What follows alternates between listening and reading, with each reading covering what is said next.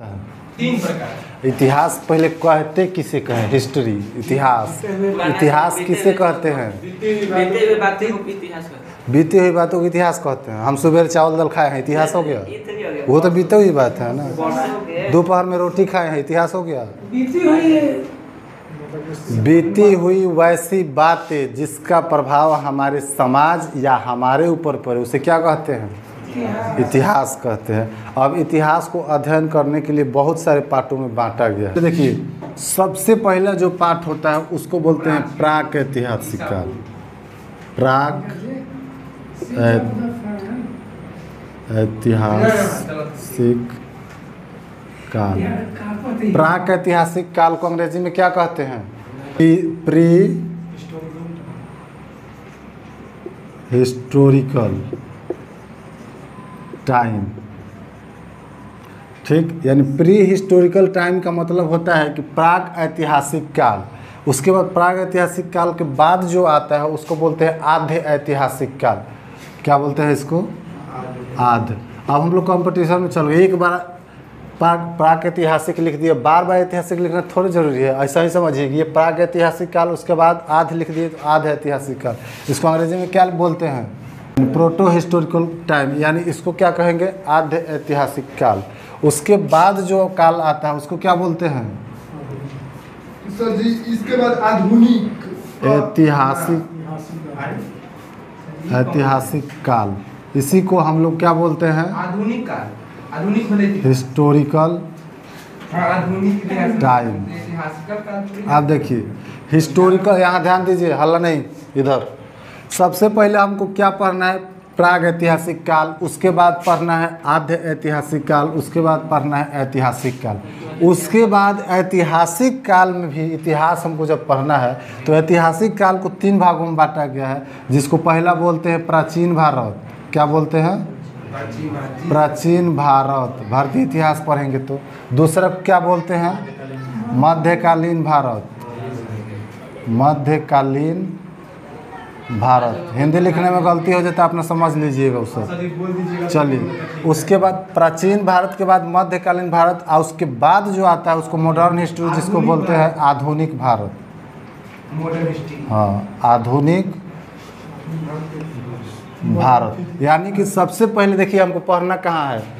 प्राक ऐतिहासिक काल, pre historical time. उसके बाद में प्रोटो हिस्टोरिकल यानी आध्य ऐतिहासिक काल। उसके बाद हिस्टोरिकल टाइम यानी ऐतिहासिक काल। अब इस ऐतिहासिक काल में हमको तीन पार्ट में पढ़ना है उसको। पहला प्राचीन भारत, दूसरा मध्यकालीन भारत और तीसरा आधुनिक भारत। तो सबसे पहले अभी हम क्या पढ़ेंगे? हम लोग प्राग ऐतिहासिक काल। तो प्राग ऐतिहासिक काल क्या होता है पहले इसके बारे में जानिए। यह एक ऐसा काल था, प्राग ऐतिहासिक काल, कि इसके देखिए मनुष्य को जब सबसे पहले मनुष्य का जन्म कहाँ हुआ? किसमें? सबसे पहले मनुष्य का जन्म, मनुष्य का जन्म या उत्पन्न कहाँ? अफ्रीका। तो मनुष्य का पहले जन्म जो हुआ अफ्रीका में, तो पहले हम लोग जैसे मनुष्य थोड़े था, बोलने वाला, चालने वाला, भैया कहने वाला, चाचा कहने वाला है, ये ऐसा तो था नहीं। पहले का जो मनुष्य था आदि मानव था। क्या था?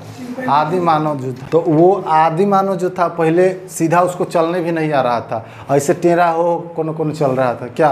पहले शरीर में पूरा लंबी लंबी बालें होती थी, जिसका अवशेषीय अंग हम लोग, हाँ, वो लोग टेढ़ होकर चलता था, पहले झुक के चलता था। इतना वो लोग विकसित नहीं हो पाया था। वो लोग सबसे पहले क्या खाने पीने के लिए उसका कहाँ से आ रहा था? तो वो लोग खाने पीने के लिए वो मतलब कि मांस वगैरह खाते थे वो लोग। मनुष्य की उत्पत्ति अफ्रीका में हुई। उसके बाद मनुष्य, उस समय का जो मनुष्य था क्या था? खाद्य दबोस। खाद्य दबोस का मतलब क्या होता है? यानी उसको केवल और केवल अपने पेट से मतलब है, बाकी किसी से मतलब नहीं है।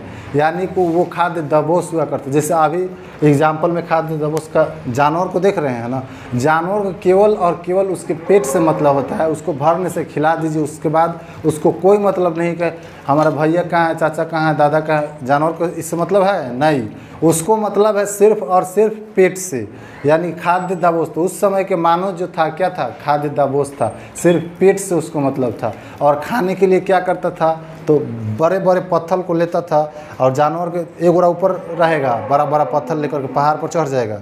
जैसे ये पहाड़ है ना, मान के चलिए ये पहाड़ है, तो ये पहाड़ों पे बड़का बड़का पत्थर लेके एक बार ऊपर से बैठा रहेगा। नीचे से जानवर सबको, बाकी जो दूसरा मानव होगा आदिमा, उस सबको जानवर को हुरकाता था। अब हेने से जानवर भाग के जैसे है ना ऊपर से पत्थर धबाक से गिरा देता है। अब क्या हुआ वहाँ जानवर, हाँ, उसी जानवर को वो लोग खा करके अपने जीवन को बसर करते थे। कच्चा मांस खाते थे, ठीक,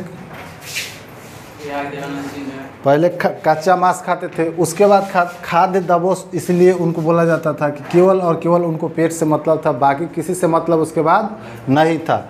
तो ये प्रागैतिहासिक काल में वो मानव क्या थे, खाद्य दबोच, यानी खाने से मतलब था और किसी से मतलब नहीं था, केवल शिकार करते थे। देखिए, तो ये आपका प्रागैतिहासिक काल जो है, इसमें भी आपको 3 पार्ट में बांटा। पहला पुरा पाषाण काल, दूसरा मध्य पाषाण काल, और तीसरा नव पाषाण काल। हिंदी का मात्रा गलत हो जाए तो आप लोग अपना मिला लीजिएगा, ठीक है। चलिए इसको समझिए पहले। अब प्रागैतिहासिक काल जो था, इसका काल कहाँ से कहाँ तक था, कोई बता सकता है? प्रागैतिहासिक काल कहाँ से कहाँ तक था? 2500 से 1750 ईसा। वो तो सिंधु घाटी सभ्यता क्या बता रहे हैं ना। प्रागैतिहासिक काल, प्रागैतिहासिक काल को, इसका काल कितना था, तो 25 लाख ईस्वी पूर्व से लेकर के और 12,000 ईस्वी पूर्व तक था। कहाँ से कहाँ तक था? इसका काल कितना था?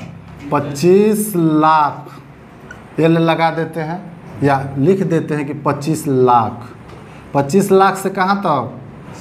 12,000 यानी 12 के तक इसका काल था। यानी इसका काल क्या था? 25 लाख से 12,000 तक। अब इस 25 लाख से 12,000 में हमको पढ़ना है पूरा पाषाण काल कब से कब तक था, मध्य पाषाण काल कब से कब तक था, इसमें क्या क्या हुआ, नव पाषाण काल, इस सबको बारी बारी से हम लोग पढ़ेंगे। तो अभी काल में कोई ऐसा व्यक्ति नहीं था जो कुछ लिख कर जाए कि कोई पढ़े। तो ना ही इसमें कोई लिखने वाला था और ना ही कोई पढ़ने वाला था। तो इसको किस में रखा गया? प्रागैतिहासिक काल। लेकिन जैसे आप आगे बढ़िएगा, आधे ऐतिहासिक काल में आइएगा, तो आधे ऐतिहासिक काल में लोग लिखना तो जानते थे, लिखना जानते थे, लेकिन वो सब ऐसा लिख दिया कि कोनो आज तक पढ़बे नहीं किया। ये सब ऐसा लिख दिया कि कोनो आज तक उसको पढ़बे नहीं किया। जैसे एग्जाम्पल में डॉक्टर लिख देता है तो जल्दी किसी से पढ़ाता नहीं है। वो मतलब जो उस लाइन में है मेडिकल क्षेत्र में वही उसको पढ़ेगा, या तो दवा का दुकान वाला पढ़ेगा, नहीं तो डॉक्टर पढ़ेगा। तो उस ज़माने का ये सब समझिए तो डॉक्टर था, लिख देगा तो किसी से पढ़ाएगा नहीं। तो यह ऐसा लिख के गया कि किसी से पढ़ाई नहीं करते, आज तक कोई इसको नहीं पढ़ा। तो वैसा काल जिसमें लोग लिखना तो जानते थे पर उसको अभी तक पढ़ा नहीं गया, उसको क्या कहेंगे? आधे ऐतिहासिक काल कहते हैं। क्या? जो लिखता था वो तो पढ़ता था, लेकिन उसके बाद वाला पीढ़ी आज तक इसको नहीं पढ़ पाया। ऐसा लिख के गया है कि आज भी इसका साक्ष्य लिखा हुआ मगर कोई पढ़ नहीं पाता है। हाँ, अभी जैसे एग्जाम्पल में अब देख लीजिए, यहाँ पर एग्जाम्पल में सिंधु सभ्यता, इसी में अब बताइए आधे ऐतिहासिक काल में सिंधु सभ्यता को रखेंगे क्यों? क्योंकि सिंधु सभ्यता में जो चीज़ें लिख कर गई है, आज तक लोगों ने जो चीज़ लिख कर गया उसको हम लोगों ने आज तक पढ़ा है? नहीं पढ़ा है। क्या लिख कर गया कुछ पते नहीं है। क्यों? क्योंकि उसका जो भाषा था भाव चित्रात्मक था। क्या था? भाव चित्रात्मक था, यानी चित्र के अनुसार भाषा से बता रहा था वो सब, वो भाव चित्रात्मक था। हाँ, तो सिंधु घाटी सभ्यता में जो लोग लिख कर चले गए वो आज तक हम लोग नहीं पढ़ पाए हैं। उसके आगे जैसे जाइएगा आप ऐतिहासिक काल, तो ऐतिहासिक काल में कुछ लोग ऐसे थे जो लिखना भी जानते थे और पढ़ना भी जानते थे। यानी हम लोग इसी में हैं, जो लिख कर चला गया उसको हम लोग पढ़ रहे हैं, उसी को क्या कहते हैं? इतिहास। और वहाँ से लेकर आज तक जो घटनाएं घट रही है और मनुष्य के जीवन को प्रभावित कर रही है उसे क्या कहते हैं? इतिहास कहते हैं। तो ऐतिहासिक काल यानी मुख्य रूप से हमको इतिहास इसमें पढ़ना है, लेकिन इससे पहले की जो बातें हैं ये कुछ जानना जरूरी है ना। तो ये जानना ज़रूरी है, तो पहले इसको अच्छा से पहले जानते हैं। अभी इसको स्क्रीनशॉट लीजिएगा, तो स्क्रीनशॉट ले लीजिए, उसके बाद इसको आगे बताते हैं। अभी बताए हैं कि इतिहास को पढ़ने से पहले हमको प्रागैतिहासिक काल पढ़ना है, उसके बाद आधे ऐतिहासिक काल पढ़ना है, उसके बाद ऐतिहासिक काल में आएंगे तो हम लोग इतिहास पढ़ेंगे। अभी इतिहास नहीं पढ़ रहे हैं, ठीक। उसके पहले की बातें हम लोग जान रहे हैं। इतिहास जो मतलब कि हिस्टोरिकल पीरियड जो है उसके पहले की बातों को हम लोग जान रहे हैं। तो अभी सबसे पहले हम लोग क्या पढ़ेंगे? प्री हिस्टोरिकल ऐतिहासिक काल, यानी इसको बोलते हैं इंग्लिश में क्या बोलते हैं? प्री हिस्टोरिकल टाइम, यही ना बोलते हैं इसको। उसको प्राग ऐतिहासिक कहते हैं या प्राक ऐतिहासिक। हाँ, कहीं कहीं पाक भी प्राक लिखता है, कहीं प्राग ना, कहीं कहीं गौ भी लिखता है, कहीं गौ भी लिखता है। अब इसको हम 3 भाग में बांटते हैं। पहला, बोलिए कौन कौन, बताइए जल्दी। अभी आपको हम तीनों बताए थे, थोड़ा देर पहले स्क्रीनशॉट लिए तो। सबसे पहला जो था आपका पूर्व माने जो पाषाण काल। आखिर इसका नाम पाषाण काल क्यों पड़ा? इसका नाम पाषाण काल। पाषाण का मतलब पत्थर होता है, और उस समय ये लोग पत्थर का काम करते थे। पत्थर का काम का मतलब पत्थर के औजार बनाते थे और पत्थर से शिकार करते थे, तो इसलिए उसका नाम पड़ा कौन सा काल? पाषाण काल। अब पाषाण काल 3 प्रकार के, कौन कौन? पहला देखिए, पूरा पाषाण काल। पूरा पाषाण काल, पूरा का मतलब क्या होता है? पाषाण काल में भी जो सबसे पहला पाषाण काल था उसको क्या बोलते हैं? पूरा पाषाण काल। और ये ये जो पाषाण काल है इसका समय यानी कालखंड क्या है? तो 25 लाख ईस्वी पूर्व से, यानी इसको क्या बोलते हैं? ईस्वी पूर्व को बीसी बोलते हैं ना, यानी 25 लाख ईस्वी पूर्व से लेकर के और 12,000 ईस्वी पूर्व तक इसका काल है, समय अवधि है। हाँ, 25 लाख ईस्वी पूर्व से घटते घटते घटते घटते 12,000 ईस्वी पूर्व तक कौन था? ये प्रागैतिहासिक काल। अब इसको पत्थर को माने पाषाण माने पत्थर होता है, और इस समय पत्थर का ये काम चल रहा था, काल चल रहा था, इसीलिए इसका नाम क्या रखा गया? पाषाण काल। अब पाषाण काल में जो सबसे पहला काल था उसको क्या कहा गया? पूरा पाषाण काल। और दूसरा मध्य पाषाण काल। मध्य पाषाण काल। तीसरा नव पाषाण काल। ये अभी डेमो चल रहा है, ठीक ना? अभी क्या चल रहा है? ये डेमो चल रहा है। अभी पिक्चर तो आगे अभी क्या होगा बाकी है। हिस्ट्री अभी स्टार्ट हुआ है, अभी हिस्ट्री हम लोग पढ़ नहीं रहे हैं। हिस्ट्री की पहले वाली बातों को थोड़ा सा उसको खरकोच के जान रहे हैं, उसके पहले क्या होता था क्या, उसके बाद ना हिस्ट्री पढ़ेंगे अभी हम लोग। चलिए, तो पूरा पाषाण काल और दूसरा मध्य पाषाण काल और तीसरा कौन था? नव पाषाण काल। पूरा पाषाण काल का समय क्या होता था? तो 25 लाख ईस्वी पूर्व से लेकर के और कहाँ तक? इसका जब समय पूछ देगा या कालखंड तो क्या मारिएगा? 25 लाख ईस्वी पूर्व से लेकर के और 7,000 ईस्वी पूर्व तक। 7,000 तक, यानी कि 7K लगा दी। के का वैल्यू 1000, तब 25। हाँ, पूरा जब 12,000 से 12,000 तक है तो 7,000 कहाँ आ जाएगा पीछे? पहले तो ये देखिए, पहले घटता है। देखिए, जब ईसा मसीह का जहाँ जन्म हुआ उसके जितना पहले जाइएगा, तो अगर पीछे जाएंगे तो उसको क्या बोलेंगे? पूर्व, ईसा पूर्व। लेकिन उनके जन्म को 0 मान लिया गया, उनके जब बाद आएंगे तो उसको बोलते हैं ईस्वी। तो ईसा पूर्व जो होता है ऊपर तो ज़्यादा होगा और उसके नीचे 24 होगा, इसके नीचे 23 होगा, उसके नीचे 22। तो ये 25 से लेकर के 22 तक, यानी कि जैसे जैसे समय बीतेगा ये घटते आएगा ना, कहाँ तक घटेगा? जब ईसा मसीह का जन्म हुआ वहाँ तक। तो यहाँ से 25 लाख से घटते घटते 7000 ईस्वी तक घट कर जाएगा। पूरा पाषाण काल का वो समय काल था। ठीक, अब फिर जैसे 0 पर आ जाइएगा वहाँ से ये बढ़ना स्टार्ट हो जाता है। इसमें कोई दिक्कत? हाँ, इसको कौन ये नहीं, अभी घटते जाएगा 0 तक। 0 के बाद जब चालू करेंगे 1 2 3 4 5, अभी 2021 चल रहा है, एनो डोमनी चल रहा है। इसको बोलते हैं सन 2021, सन 2022। अभी 2022 चल रहा है ना, तो इसको क्या बोलेंगे? सन 2022। आज एनो डोमनी बोलते हैं जब जन्म हुआ ईसा मसीह के तो उसको 0 मान लिया गया। उनके बाद के कालखंड को एनो डोमनी बोलते हैं, उनके पहले के कालखंड को बीसी बोलते हैं, यानी बर्थ ऑफ क्राइस्टस, ईसा मसीह को, या बिफोर क्राइस्टस उसको बोला जाता है। तो इसका काल जो समय में काल जो समय क्या बोलते हैं, समय या काल अवधि कितना था? 25 लाख ईस्वी पूर्व से लेकर के 7000 ईस्वी पूर्व तक। अब पूरा पाषाण काल में सबसे प्रमुख काम क्या हुआ था? पूरा पाषाण काल में सबसे प्रमुख काम क्या हुआ था? तो इसमें आपका आग का खोज किया गया था। किसका? आग का खोज। कैसे खोज हुआ? पत्थर से पत्थर टकरा कर और आग का खोज किया गया पूर्व पाषाण काल में। एग्जाम में पूछता है कि आग का खोज किस काल में हुआ? तो पूर्व पाषाण काल में। जब भी मारेंगे तो क्या मारेंगे? पूर्व पाषाण काल में।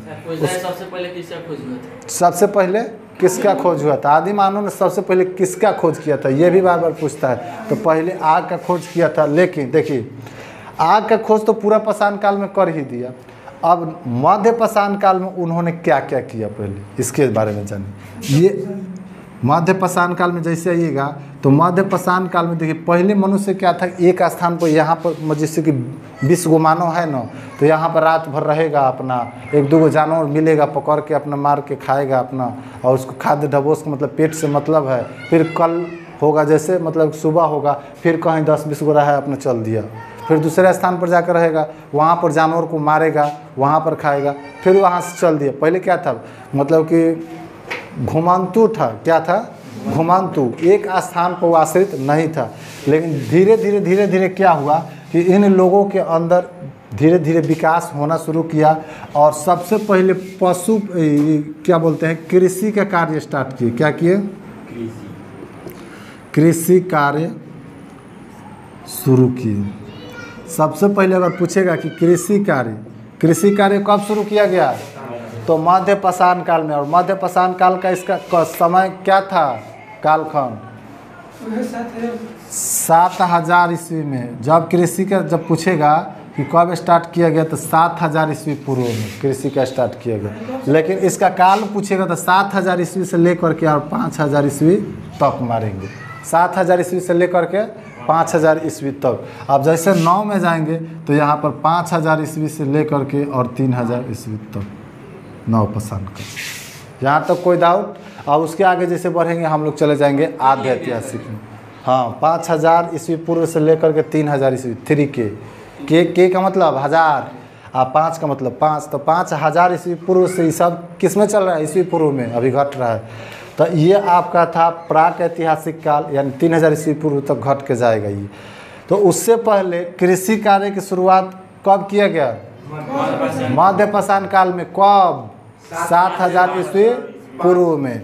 अब जैसे कृषि का कार्य स्टार्ट हुआ तो आज का समय क्या है? पैसा थोड़ी है कृषि आके बैंक में डाल दीजिए, 5 साल बाद आइए तो अपना बढ़ गया निकाल लीजिए, कहीं रहिए, उससे कोई मतलब नहीं है। आप दिल्ली रहिएगा, यहाँ बिहार में आके खेती करके दिल्ली चल जाइएगा तो कृषि होगा? नहीं होगा। लोग फसल तो कटवे करेंगे, साथ साथ खेतों ले लेंगे धीरे धीरे। तो उस समय के लोगों को क्या हुआ कि जैसे कृषि का काम स्टार्ट किया, वहाँ पर रहना पड़ा। क्या हुआ? रहना पड़ा। तो सबसे पहले मानव ने अपना आवास बनाकर रहना, यानी गुफा में कहीं छुप जाता था, कहीं झाड़ियों में छुप जाता था। हाँ, पेड़ पौधा पर। तो सबसे पहले आवास मतलब कि रहने का काम स्टार्ट किए। क्यों? कब? किस काल में? हाँ, आवास यानी बसने का काम, यानी बसने का काम, बसने या रहने का काम कब स्टार्ट किए? मध्य पाषाण काल में। कब स्टार्ट किए? मध्य पाषाण काल में। सबसे पहले पालतू जानवर कौन था? सबसे पहले पालतू जानवर तो कुत्ता, इसमें भी आपको लिखिएगा पालतू जानवर। कुत्ता जो होता है ना, क्या होता है कि सबसे ज़्यादा चमचागिरी करता है, सबसे ज़्यादा चमचागिरी करता है, इसीलिए सबसे पहले पालतू जानवर कौन था? कुत्ता था सर। कुत्ता था। बाकी कोई इतना चमचागिरी नहीं करता है, कुत्ता। हाँ, इसी को उन लोगों ने सबसे पहले किस जानवर को पोसा? तो पालतू के रूप में तो कुत्ता को पोसा था। अब कुत्ता को पोसने के बाद मध्य पाषाण काल में और कौन कौन सी चीज़ खोजी गई? तो जैसे देखिए, आपका जो संस्कार होता है ना, संस्कार, संस्कार का नाम सुने हैं? इसी को बोलते हैं क्या? अंत्योष्ठी। अंत्योष्ठी, अंत्योष्ठी मतलब अंतिम संस्कार। तो संस्कार देखिए, मनुष्य में संस्कार जो होता है ना, वो 16 प्रकार के होता है संस्कार। अब वो 16, बहुत ऐसा आदमी होगा जिसको 16 प्रकार के संस्कार पता नहीं, लेकिन 16वां संस्कार जो होता है वो क्या होता है? मृत्यु। उसको बोलते हैं अंत्योष्ठी। लोग सुनते हैं नहीं, लोग क्या बोलते हैं कि फलाना आदमी का अंतिम संस्कार किया गया, अंतिम संस्कार किया गया, यानी कि उसका 16वां संस्कार वही है क्या? अंत्योष्ठी, यानी मरने के बाद जो संस्कार उसका किया गया वो 16वां संस्कार होता है, उसी क्या बोलते हैं? अंत्योष्ठी। अंत्योष्ठी। इसको क्या, कौन सा संस्कार है ये 16वां संस्कार है। अभी 16 संस्कार 16 होते हैं, उस सबको बताएंगे, भाई आराम से बताएंगे आगे चल के। चलिए, अंत्योष्ठी हो गया। तो ये अंत्योष्ठी क्या है? संस्कार। तो क्वेश्चन जब पूछेगा कि सबसे पहले संस्कार की खोज या अंत्योष्ठी की खोज किस काल में हुआ? मध्य पाषाण काल में। तो उस समय ये मध्य पाषाण काल में खोजी। यहाँ से जैसे आप आगे बढ़िएगा तो नव पाषाण काल में धीरे धीरे इन लोगों ने क्या किया? सबसे पहले अब पत्थर को पहले क्या किया कि पत्थर को तोड़ तोड़ के मतलब घोंपने वाला बना रहा था, सब घोंपने वाला, भाला जैसा, मारने वाला। तो अब पत्थर लाठी तो नहीं बन सकता, पतला होकर टूट जाएगा। तो उस सबसे पहले क्या किया कि तांबा, तांबा का नाम सुनते हैं? तांबा धातु है। तो तांबा उस समय मिला था, किसी को मिला तांबा के मतलब कि तार जैसा, तार मान के चलिए। उस तार में क्या किया, पत्थर के छोटा नुकीला बना के तांबा उसमें लगा लिया और उसी को भाला जैसा बना लिया मारने वाले, पत्थर के औजार। तो पत्थर के औजार किस काल में बनाना शुरू किया? नवपाषाण काल।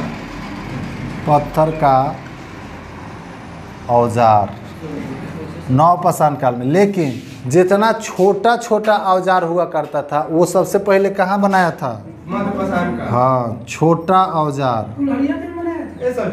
लेकिन इसमें जब जाइए तो बड़ा बड़ा औजार बनाने लगा। तो नवपाषाण काल में किस चीज़ का आविष्कार किया गया? पहिए का आविष्कार किया गया। पत्थर जो होता था बड़े बड़े बना, हाँ, मिट्टी का जो था ना, तो पहले छोटा छोटा आकार देना चालू किया। उसी में वो लोग क्या करते थे? खाते थे। और जब उसी को जब बड़ा आकार दिए, थोड़ा सा बड़ा आकार दे दिए, तो कहा कि अरे ये तो अच्छा है, ये तो मतलब कि सामान भी इसमें रख सकते थे। तो जो इन लोगों ने यहाँ खेती चालू किया ना, तो यहाँ पर खेती जब गेहूँ जौ चालू किया तो सबसे पहले खेती का साक्ष्य कहाँ से मिलता है? मध्य पाषाण काल। तो मध्य पाषाण काल में। आज क्षेत्र पूछेगा तो कहाँ मारिएगा? यहाँ देखिए, सबसे पहले खेती का काम जब चालू हुआ ना, तो ये पाकिस्तान में मेहरगढ़ में सबसे पहले। कहाँ? ये पाकिस्तान, ये पहले भारतीय में था लेकिन वर्तमान में कहाँ है अभी? पाकिस्तान में। तो मेहरगढ़ में सबसे पहले यहाँ खेती का काम किया जाता था। और यहाँ से जो भी आपका खेती का जो मतलब कि फसल मिलता था, चावल, धान, गेहूँ, इस सब को वो लोग लाते थे। और लाने के बाद जो मिट्टी के बर्तन का बड़ा आकार जो देना शुरू कर दिए कि थोड़ा सा और बड़ा आकार दे देंगे तो इसमें सामान रखेगा, तो उस मिट्टी के बर्तन को थोड़ा सा आकार बढ़ा दिए। अब गड्ढा हो गया, उसमें चावल, धान, गेहूँ रख देता था सब, अपना जो भी होता था। अब रखने के बाद देखे कि अरे इसको तनी और बढ़ाओ रे, तो ये तो सुराही नियर बन गल हो। अब सुराही नियर बना के उसमें पानी रखना स्टार्ट किया। अब ओकरा के और थोड़ा अच्छा से बनाकर बाहर से थोड़ा डिजाइन वगैरह दे देता था, तो उसको क्या बोला जाता था? मनका। यानी मिट्टी के बर्तन क्या बोला जाता था? मनका कहा जाता था, मटका नहीं, मनका। हाँ, बाहर से जिस सुराही पर देखिए कि बाहर से डिजाइन दिया गया है उसको बोला जाता है मन का। लेकिन जिस सुराही पर बाहर से डिजाइन नहीं, पूरा प्लेन होता है, उसको बोलते हैं सुराही। उसको क्या बोलते हैं? सुराही। और मिट्टी के बर्तन को क्या बोलते हैं? मन का। उस समय और जब बड़ा आकार देने लगा मिट्टी का, तो जब सुराही नियर बन गया तो उसी को बोलते हैं मृद भांड, यानी मिट्टी का जो बनने लगा सुराही, उसको क्या बोलते थे? मृद भांड। तो मृद भांड की खोज कब किया गया? मृद भांड यानी मध्य पाषाण काल में। मृद भांड में उसके बाद पहिए का आविष्कार हुआ। अब जैसे नवपाषाण काल में आया, ये सब बहुत चीज़ों का धीरे धीरे क्या किया, अब मतलब विकसित होने लगा। अब धीरे धीरे गेहूं का साक्ष्य मिलने लगा, कृषि का साक्ष्य मिलने लगा, कहाँ से मिलने लगा। अब इसके बाद जब नवपाषाण के बाद जब हम लोग चलेंगे तो आधे ऐतिहासिक काल पर। अभी क्या पढ़ रहे थे? ये प्राग ऐतिहासिक काल।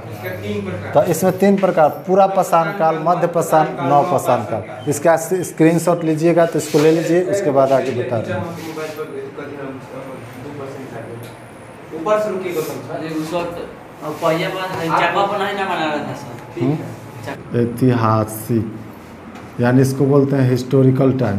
अब इसमें पहला था आपका प्राचीन भारत।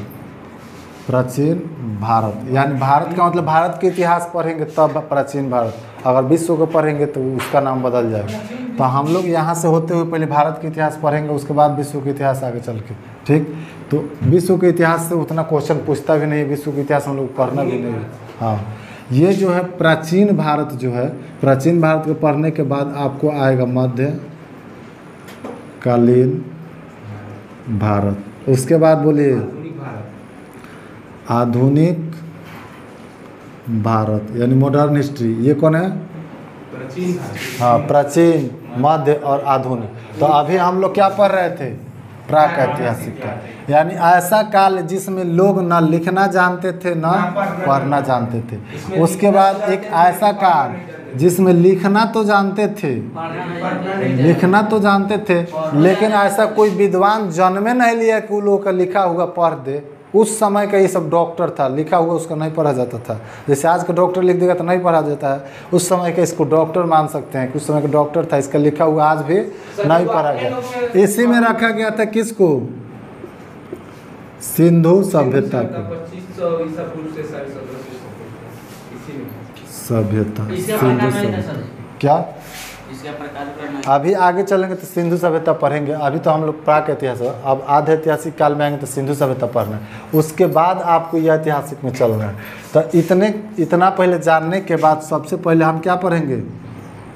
सिंधु सभ्यता। सिंधु सभ्यता। इसका काल क्या था सिंधु सभ्यता का?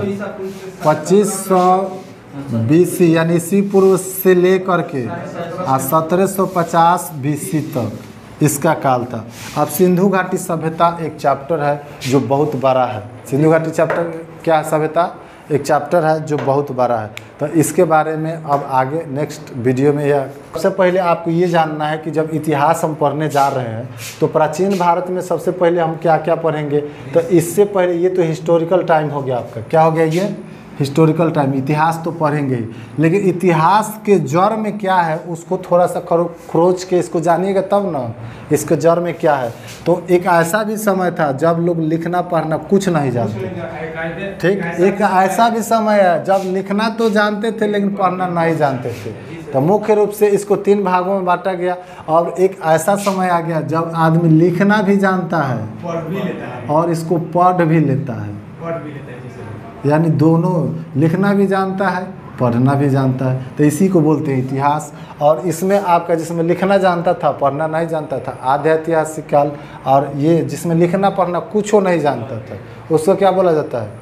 हाँ। अब इसी में जब पुराना देखिए पहले क्या होता था कि जितने सारे साक्ष्य थे, अभी म्यूजियम में जाइएगा संग्रहालय में तो वहाँ पर जितना पुराना चीज़ें, पुरातात्विक, पुरातात्विक का मतलब क्या कहते हैं? भारतीय पुरातात्विक विभाग के जन्मदाता किसको कहते हैं? भारतीय पुरातात्विक विभाग के जन्मदाता एलेक्जेंडर कनिंघम को कहा जाता है। किसको कहा जाता है? Cunningham, Alexander Cunningham. लेकिन यही अगर विश्व में आ जाएगा कि विश्व पुरातात्विक विभाग के जन्मदाता किसे कहा जाता है? ब्रोंस को। ब्रोस एक व्यक्ति था, इसको कहा जाता था। तो ये पुरातात्विक मतलब क्या होता है? पूरा और तात्विक। पूरा माने पुराना और तात्विक माने तत्व, यानी पुराने जो तत्व होते हैं उसको क्या कहा जाता है? पुरातात्विक। तो जो पुराने तत्व मिलता है कहीं पर खोदने से, जैसे कि मान के चल सिंधु घाटी सभ्यता जो था, तो उसमें जितने सारे वस्तु मिले थे उसमें से ले जा करके और आपके म्यूजियम में, संग्रहालय जिसको बोलते हैं, उसमें रख दिया जाता है। तो विश्व में सबसे मतलब कि बड़ा संग्रहालय कौन है, कहाँ है? कोपेनहेगर। कहाँ है? कोपेनहेगर, स्वीडन में।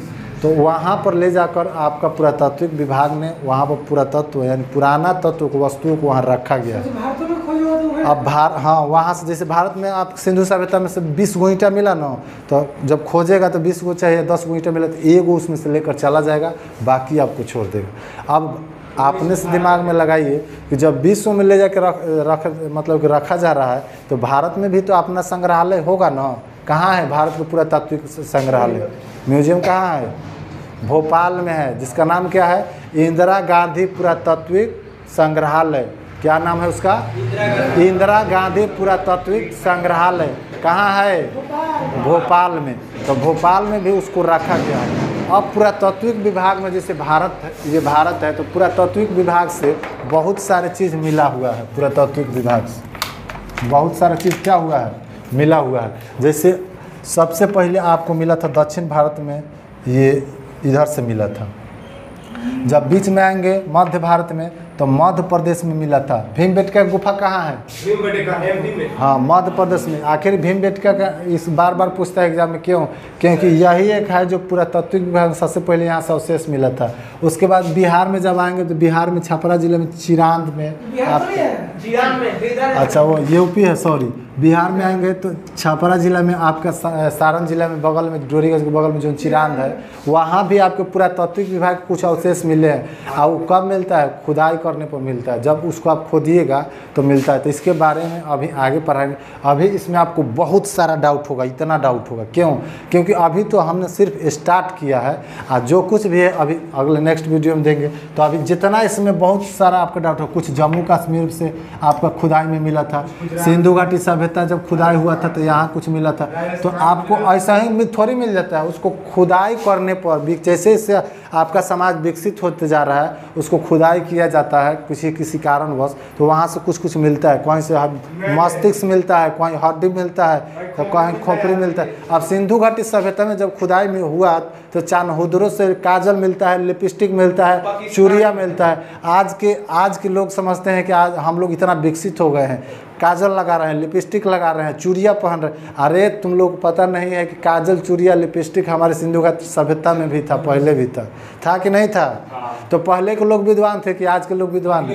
पहले के लोग। क्योंकि आज जिस काम को आप कर रहे हैं ना, पहले के लोग करके चले गए हैं, हम उनके रास्तों पर भी चल रहे हैं।